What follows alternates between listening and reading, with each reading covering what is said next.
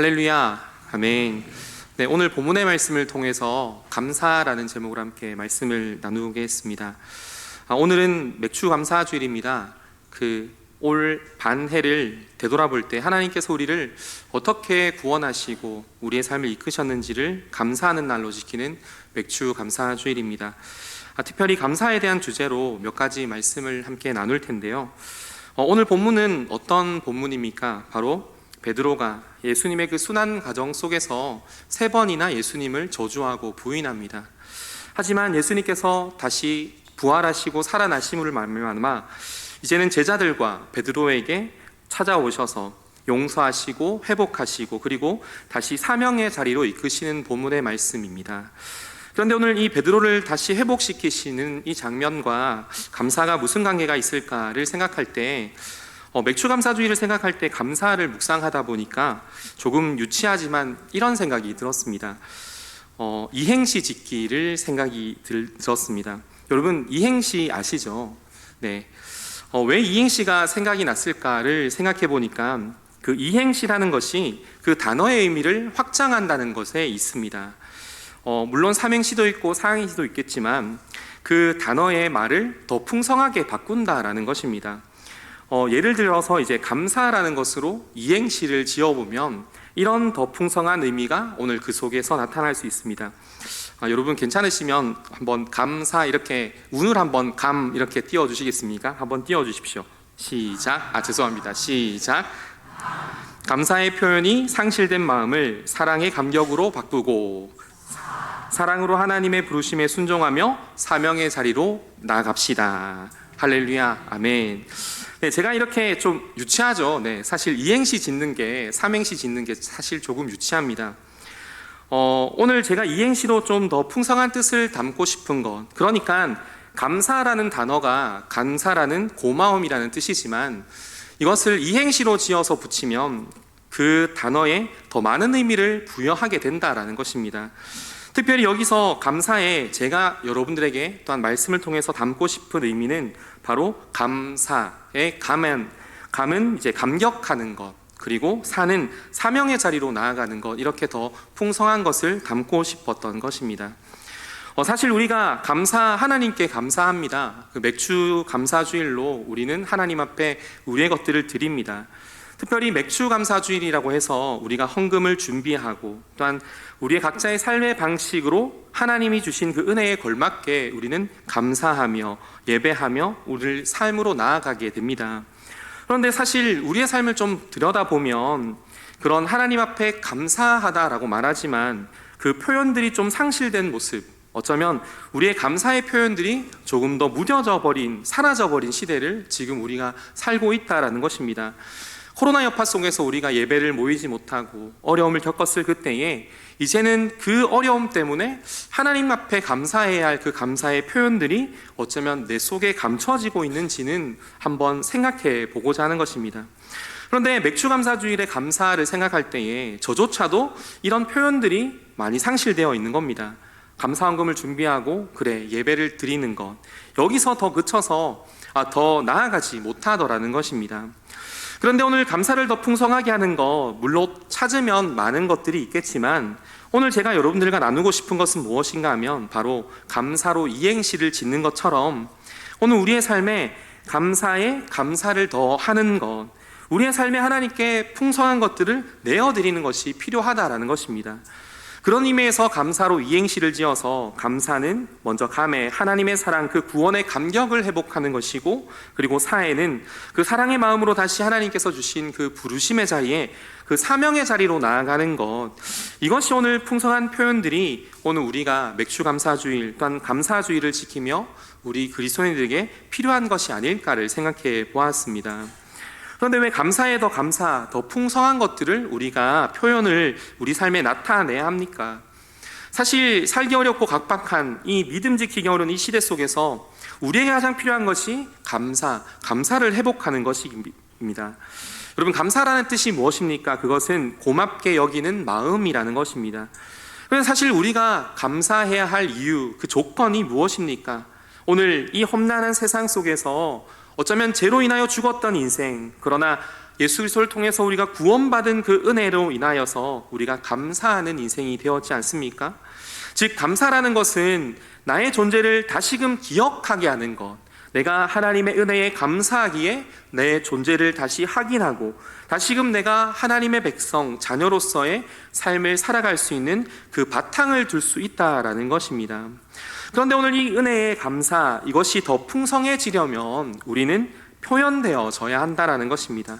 그저 감사, 맥주 감사주일이니까 감사헌금을 드리고 예배를 드리는 것에 그치는 것이 아니라 우리의 삶의 각자의 언어와 삶의 방식으로 더 풍성하게 우리는 표현해야 한다는 것입니다. 그런 풍성한 표현의 의미 속에서 저는 오늘 감사의 감격과 오늘 사명이라는 단어를 통해서 오늘 우리가 함께 하나님께 나아가자 하는 것입니다. 그래서 제목은 감사 이렇게 짧지만 그 풍성한 의미는 감사가 감사에 그치는 것이 아니라 더 풍성한 감격 속에 하나님이 우리를 부르신 사명의 자리로 나아가는 것, 이것이 진짜 우리 그리스도인들의 감사의 모습이라는 것을 오늘 함께 나누고자 하는 것입니다. 그런데 이런 의미에서 오늘 본문의 말씀, 이 베드로와 예수님의 대화 속에서 진짜 풍성한 감사를 찾아볼 수 있습니다. 사실 베드로 입장에 예수님께서 오늘 그를 용서하시고 그를 회복시키신 것 얼마나 놀라운 감사입니까? 베드로 입장에서는 예수님께서 찾아오셔서 그를 사랑하시는 그 마음이 그냥 감사와 감격이 터져나올 수밖에 없다라는 것입니다. 베드로가 예수님을 배반하고 그 죄책과 그 실패에 빠졌을 때 예수님은 용서와 사랑, 이제는 회복으로, 이제는 죄책이 지배하는 인생이 아니라 이제는 좌절이 아니라 이제는 베드로를 감격하는 인생으로 바꾸었다라는 것입니다. 어디 그뿐입니까? 오늘 수석 제자로서 오늘 사실 배신하면 세상 사람들 같으면 해고되지 않겠습니까? 그런데 주님은 찾아오셔서 회복하시고 그 감격을 회복하실 뿐만 아니라 다시금 사명의 자리로 오늘 베드로를 나아가게 하신다라는 것입니다. 베드로의 입장에서 이보다 더 감사한 일이 어디 있겠냐라는 것입니다. 오늘 우리도 우리의 삶의 감사, 이런 것들이 나타나야 할 줄 믿습니다.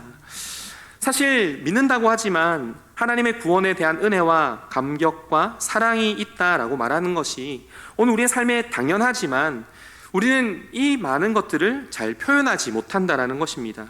교회에 오고 찬양하고 예배하고 신앙 고백하는 것, 또 오늘 맥주 감사주일에 감사임을 드리는 것, 오늘 이것이 우리의 삶의 성도로서의 삶이라면 이것은 사실 당연하다라는 것입니다.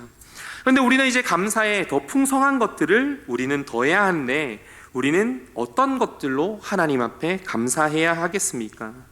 오늘 베드로가 용서와 회복을 통해서 이제는 감사가 감격이 되어지는, 그리고 사명이 되어지는 그 자리를 통해 오늘도 우리의 이 감사주일의 감사에 하나님을 향한 사랑의 표현들이 더 풍성하게 되어서 날마다 우리의 삶의 예배가 감격되어지고 구원의 감격들이 회복되어지고 하나님께서 우리에게 주신 사명의 자리가 회복되어지길 주님의 이름으로 축복합니다. 이런 의미에서 오늘 베드로는 이렇습니다. 오늘 이런 의미에서 베드로의 삶이 이제는 용서를 받고 그리고 감격과 그리고 회복의 자리, 사명의 자리로 나아가게 되었다라는 것입니다. 이제 본문의 말씀을 좀 살펴보면 어떻습니까? 베드로와 하여금 어떻게 감격과 사명의 자리로 오늘 주님이 이끄십니까? 오늘 여러 가지를 말할 수 있지만 특별히 오늘 제가 집중하고 싶은 것은 바로 주님은 사랑으로 베드로를 오늘 감사의 자리에서 감격의 인생으로 바꿨다라는 것입니다. 사실 베드로가 예수님을 부인하는 그 장면들, 그 배신하는 장면들이 참 슬픕니다. 왜 그러냐면 다른 제자들보다 베드로는 예수님을 더 사랑하였습니다. 그리고 그 사랑이 너무나 지나쳐서 호언장담까지 합니다. 주님, 다른 사람들은 다 버릴지라도 나는 결코 버리지 않겠습니다 라고 말하는 그의 고백 뿐만 아니라 주님은 그리스도시요 살아계신 하나님의 아들이십니다 라고 고백했던 그의 삶에 어떤 일을 겪습니까? 정말 예수님의 말씀처럼 그는 닭이 3번 울기 전에 네가 나를 부인하리라 라는 그 말씀 그대로 그는 배신하고 예수님을 저주하였다라는 것입니다. 베드로가 예수님을 부인하는 장면이 사복음서에 다 기록되어 있는데 특별히 누가복음 22장 60절과 62절에 보면 오늘 그 모습을 이렇게 우리에게 말씀해 줍니다. 우리 60절부터 62절까지 한번 천천히 같이 읽겠습니다. 베드로가 이르되 이 사람아 나는 내가 하는 말을 알지 못하노라. 아직 말하고 있을 때에 닭이 곧 울더라. 주께서 돌이켜 베드로를 보시니 베드로가 주의 말씀 곧 오늘 닭 울기 전에 내가 3번 나를 부인하리라 하심이 생각나서 밖에 나가서 심히 통곡하니라. 아멘. 어떻습니까? 베드로 수석 제자로서 늘 주님 앞에 그 사랑을 표현하고 가장 먼저 선자리에서 예수님을 따라갔던 그의 모습. 그러나 어떻습니까? 예수님, 당신 예수님 제자 아닙니까? 라는 그 추궁에 예수님을 부인하고 저주하게 되었다라는 겁니다. 그런데 오늘 말씀을 보니까 60절에 뭐라고 말합니까? 내가 그를 알지 못한다 라고 말하는 그때, 아직 말하고 있을 때에 닭이 3번 울었다라는 것입니다. 오늘 내가 주님을 부인하였은 그 모습 속에서 오늘 말씀대로 닭이 울기 시작하는 겁니다. 그런데 더 놀랍고 충격적인 것은 61절에 뭐라고 그럽니까? 주께서 돌이켜 베드로를 보시니 라고 하는 겁니다. 그리고는 그때 예수님께서 닭이 울기 전에 내가 3번 나를 부인할 것이 생각이 나서 밖에 나가서 심히 통곡하였다고 오늘 베드로 오늘 말씀에 누가복음에 기록하고 있다라는 것입니다. 여러분, 이 순간이 얼마나 충격적이겠습니까? 정말 나쁜 짓 하다 걸린 아이처럼 예수님을 모른다, 부인한다 라고 하는데 정말 닭이 우는 것뿐만 아니라 예수님과 눈이 마주쳤던 그 모습들, 사실 베드로 이 정도면 사실 트라우마를 겪고 맙니다. 배신자라는 낙인이 찍혔고 이제는 예수님을 부인했다라는 것으로 인하여서 스스로 무너져버린 인생이 오늘 베드로의 심령이라는 것입니다. 정상적인 사람이라면 아무것도 하지 못할 수 있습니다. 심지어 예수님께서 부활하신 이후에 제자들을 찾아가지 않았습니까? 그리고는 제자들에게 평안하라 라고 말씀하시면서 손과 발과 그리고 허리에 찔린 창을 보이시면서 다시 살아났다, 성령의 충만함을 받으라 라고 하시는 그 말씀 속에서도 오늘 베드로는 회복하지 못하였습니다. 그래서 요한복음 21장 3절에 보면 이렇게 말합니다. 예수님이 부활하신 이후에 이렇게 말합니다. 시몬 베드로가 나는 물고기 잡으러 가노라 하니 그들이 우리도 함께 하겠다 하고 나가서 배에 올랐으나 그날 밤에 아무것도 잡지 못하였더니 라고 말합니다. 이제는 예수님의 그 부활하심을 맛보고 경험했다면 이제는 하나님께서 주신 그 사명의 자리로 나아가야 할 텐데 베드로는 여전히 트라우마에 그리고 배신자라는 낙인에 그 저주하는 그 상황, 그 충격적인 그 슬픔 속에서 그는 결코 벗어나지 못하고 있는 상태가 되었다라는 것입니다. 여러분, 오늘 우리도 그렇지 않습니까? 큰 슬픔 그리고 죄악과 악으로 넘어지면 어마어마한 충격을 받으면 정말 연약한 사람은 잠도 못 자고 그리고 먹지도 못하고 가슴이 내려앉아서 무너짐과 죄책감, 아무것도 하지 못하는 그런 심정 속에 살아갈 수 있다라는 것입니다. 그런데 어떻습니까? 이런 베드로에게 주님께서 찾아오셨다라는 것입니다. 오늘 본문에 찾아오셔서 죄와 슬픔, 그 트라우마를 벗어나도록 이제는 사랑을 베푸시고 용서를 베푸심으로 말미암아 오늘 베드로의 삶에 감사하는 것 더 이상으로 이제는 감격하는 자리로 오늘 베드로를 다시 세워주신다라는 것입니다. 그런데 여러분, 주님께서 베드로를 어떻게 용서하시고 그리고 그를 감사해서 머물지 않고 또 놀라운 감격의 자리로 세우십니까? 그런데 그것은 주님이 다른 것 말씀하지 않으시고 오로지 하나, 사랑, 그것 하나만 오늘 묻고 계신다라는 것입니다. 사실 베드로의 잘못이 무엇입니까? 예수님을 부인하고 떠난 것 아니겠습니까? 근데 사실 사람 같으면 어떻습니까? 왜 그랬어? 라고 물어보고 싶지 않겠습니까? 아니 정말 그러고 싶었니? 라고 따지고 싶지 않겠습니까? 거거 봐라, 내가 너 부인한다고 했지 않니? 하면서 추궁하고 싶지 않겠습니까? 근데 주님은 다른 것 아무것도 말씀하지 않으시고 베드로에게 사랑 하나만을 확인시켜 주시고 계신다라는 것입니다. 오늘 본문에 거듭해서 오늘 말씀합니다. 요한의 아들 시몬아, 내가 이 사람들보다 나를 더 사랑하느냐라고 오늘 3번을 물으셨다라는 것입니다. 그런데 재밌는 것은 우리가 잘 알듯이 예수님께서 오늘 누구보다 더라고 비교급으로 물으시지 않습니까?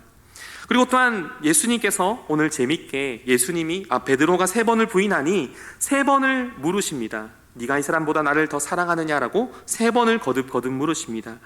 그런데 그 의미가 정확하게 무엇이겠습니까? 베드로는 제자 시절에 늘 자신이 예수님을 가장 사랑한다라고 말했습니다. 저들이 다 떠나도 나는 절대로 버리지 않습니다. 호언장담하지 않았습니까?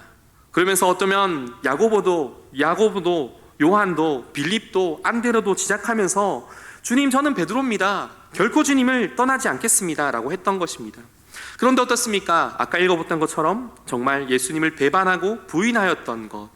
그런데 그런 부인을 주님께서 회복시키기 위해서 오늘 다시 한 번 더 3번의 모습으로 오늘 부르시고, 네가 저들보다 더 나를 사랑하느냐라고 오늘 말씀하고 있다라는 것입니다. 그런데 오늘 여기서 우리가 생각해야 할 것이, 왜 주님은 사랑 하나만을 오늘 확인시켜 내시는 것입니까? 왜 사랑 하나를 가지고 베드로에게 물으시느냐라는 것입니다. 그것은 바로 사랑 하나만 확인되면 다른 것은 주님께서 다 책임지고 세워주시겠다라는 주님의 말씀이라는 것입니다. 사실 여러분, 제자들도 그렇고 우리들도 그렇고 주님이 우리를 자녀 삼으시고 우리를 사명의 자리, 각자의 그 순종의 자리로 이끄실 때에 우리의 능력을 보셨겠습니까? 우리의 형편과 물질, 어쩌면 힘이나 스펙, 우리의 건강들을 부르고 우리를 부르셨겠습니까? 결코 그렇지 않다라는 것입니다. 오로지 사랑 하나, 그것을 보셨다라는 겁니다. 내가 처음 주님을 만났을 그때의 그 은혜를 생각해 보면 어떻습니까? 우리가 많이 가졌기 때문에 주님이 나를 부르신 것이 아니라 내가 주님을 사랑합니다, 그리고 내가 죄인이란 것을 깨닫고 주님 앞에 기도하며 하나님을 만날 때에 그 감격과 기쁨의 눈물, 그 첫사랑을 통해서 주님이 나를 부르시고 내가 주님 앞에 서게 되었다라는 것입니다. 그래서 주님께서는 베드로에게 다른 것을 물으지 않으시고 내가 나를 사랑하느냐, 내가 나를 사랑하느냐라고 오늘 물으시는 것입니다. 우리의 삶을 이끄시는 것은 무엇입니까? 다른 어떤 것이 아니라 내가 주님을 얼마나 사랑하느냐라는 것입니다. 오늘 그것을 경험한 베드로가 오늘 베드로전서 4장 8절 말씀에 어떻게 고백합니까? 같이 한번 읽어보겠습니다. 무엇보다도 뜨겁게 서로 사랑할지니 사랑은 허다한 죄를 덮느니라. 할렐루야, 아멘. 어떻게 말씀하고 있습니까? 뜨겁게 서로 사랑할지니 사랑은 허다한 죄를 덮느니라. 정말 그가 경험한 경험 속에서 오늘 베드로가 고백한 서신의 고백이 아니겠습니까? 베드로와 예수님께 경험한 것이 무엇입니까? 예수님을 저주하고 배신하였던 그 모습 속에서 이제는 예수님이 다른 것 묻지 않으시고 너 왜 그렇니? 왜 그랬니? 라고 물으신 것이 아니라 오히려 다가와 내가 나를 사랑하느냐라는 그 사랑의 모습을 통하여서 진짜 베드로는 이제는 회복과 용서가 경험되어지게 된 것입니다. 오늘 베드로가 경험했던 것처럼, 또한 오늘 베드로가 고백했던 것처럼 사랑이 허다한 죄를 덮는 것이 맞습니다. 사랑이 다 덮어줍니다. 사랑 하나만 확인되면 그 나머지 공백들은 하나님께서 우리의 삶에 채워주신다라는 것입니다.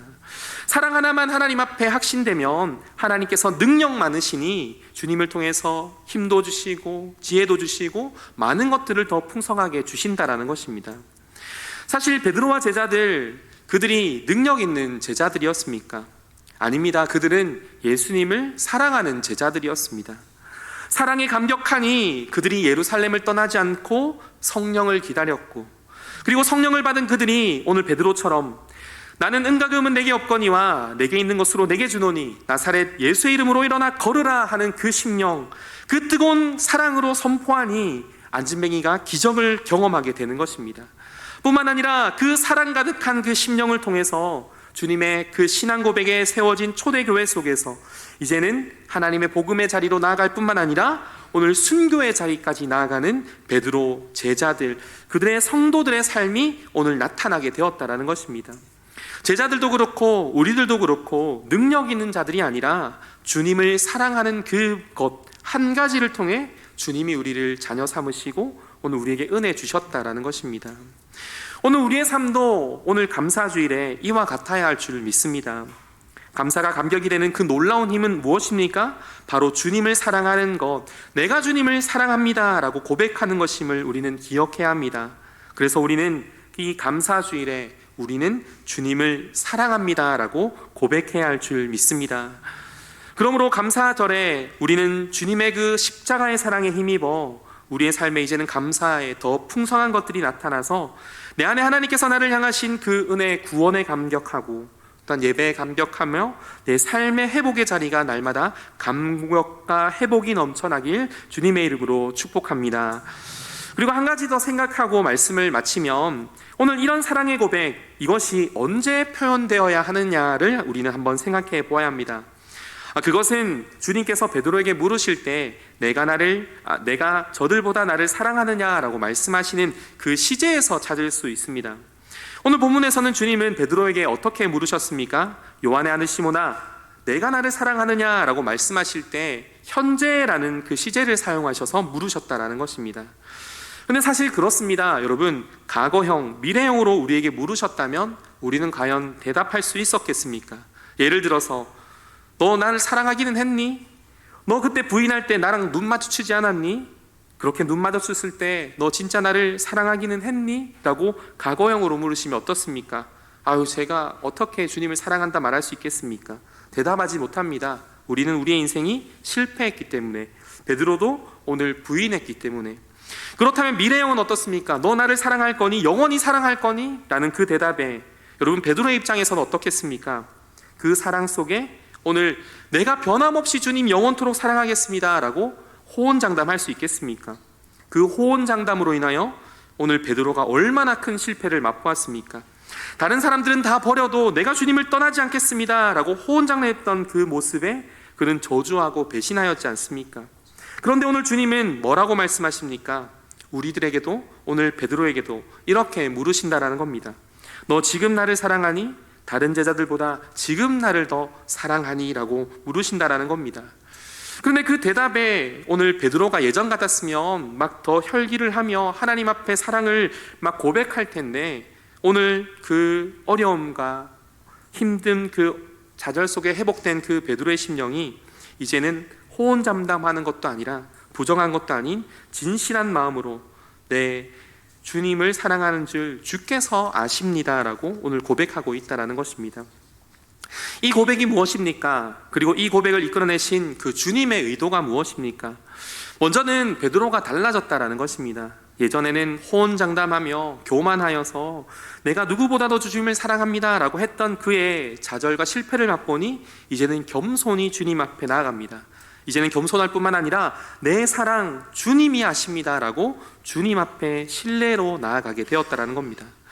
그리고 주님께서 베드로에게 현재형으로 물으신 그 의미가 무엇입니까? 과거에 지나갔던 그 아픔과 슬픔, 그 죄악들을 추궁하는 것도 아니라, 또 우리의 연약함으로 인하여 불확실한 미래에 대한 약속도 아니라, 오늘 주님은 우리가 지금 현재 속에서 주님에 대한 신실한 사랑을 고백할 수 있게 오늘 우리의 사랑으로 배려해 주신다라는 것입니다. 즉, 그 죄악 속에서도 주님, 내가 지금 주님을 사랑할 수 있겠습니다라는 그 고백을 할 수 있는 주님의 배려이며, 이것이 사랑이라는 것입니다. 이게 완전한 회복이며 하나님이 우리에게 주실 수 있는 진짜 사랑의 의미라는 것입니다. 불완전한 인간, 우리가 언제 또 넘어질지 모릅니다. 그래서 우리는 과거의 확신으로 주님을 사랑합니다라고 고백할 수도 없고, 내가 호언장담하며 내가 미래까지 주님을 사랑하겠다라고 고백할 수 없는 것이 우리의 마음이라는 것입니다. 그런 제된 마음을 아시니 주님이 오늘 베드로에게 지금 내가 나를 사랑하니 라고 말씀하고 계신다라는 것입니다. 그렇다면 우리는 베드로같이 어떤 고백으로 이 감사절 우리가 고백하며 나아가야겠습니까? 주님, 내가 과거는 그리고 미래에 호언장담하지 못하지만 내가 지금 주님을 사랑합니다 라고 고백하는 이 고백이야말로 오늘 우리의 삶에 감사를 감격하게 하고, 또한 이 감격이 넘어 우리를 사명의 자리로 이끌어 낸다는 것입니다. 오늘 베드로를 통해서 오늘 우리에게 보여주는 것, 그리고 오늘 제가 여러분들과 함께 나누고 싶은 것이 이것입니다. 오늘 용서받을 수 없는 그 사람 베드로, 어쩌면 우리의 모습이 아니겠습니까? 그러나 사랑을 통해서 그 감사를 넘어 감격하게 하시고 더 나아가 사명의 자리로 이끄시는 그 은혜가 오늘 우리에게 날마다 나타날 때, 우리는 우리가 내가 너를 사랑하느냐라는 그 고백 속에 우리도 주님 호언장담하며 불안한 그런 고백이 아니라 내가 지금 주님을 사랑합니다 라고 하는 고백으로 우리의 삶을 하나님 앞에 드려야 한다라는 것입니다. 이런 고백을 힘입어서 우리의 삶에 오늘 맥주 감사주일의 감사로서, 어쩌면 감사주일이기에 감사하는 것이 아니라 날마다 나를 구원하신 그 은혜, 그 십자가의 사랑 앞에 어쩌면 과거에 늘 죄악으로 물들어서, 어쩌면 내가 미래에 내가 하나님 앞에 범죄하는 우리의 모습일지라도 현재 나를 향하여 내가 나를 사랑하니 라는 그 말씀 속에 오히려 나를 배려하여 물으시는 그 사랑 앞에 오늘 우리는 내 주님, 내가 주님을 지금 사랑합니다 라는 고백으로 나아가야 할 줄 믿습니다. 그래서 이런 고백을 힘입어서 오늘 우리의 삶에 더 풍성한 감사의 표현들이 나타나서 이 감사가 감격이 되고, 이 감격이 하나님께서 우리에게 주신 그 순종의 사명들, 또한 전도의 사명들을 감당하는 우리 모든 성도님들의 삶이 되길 주님의 이름으로 축복합니다. 결론을 맺겠습니다. 결국 오늘 함께 나누고 싶은 것은 하나님의 그 크신 사랑 때문에 우리는 감사할 수 있다는 것입니다. 그리고 그 십자가의 사랑, 그 놀라운 구원의 사랑 때문에 우리는 감사가 넘어 감격이 되고 우리의 사명의 자리를 회복할 수 있다는 것을 우리는 기억해야 합니다. 그래서 이 감사 주일 날마다 주님 앞에 나아가 현재 내가 주님을 더 사랑한다라는 고백을 통해서 우리의 삶에 감격이 넘치고 또한 하나님의 사명을 능히 감당하는 우리 모든 성도님 삶이 되길 주님 이름으로 축복합니다.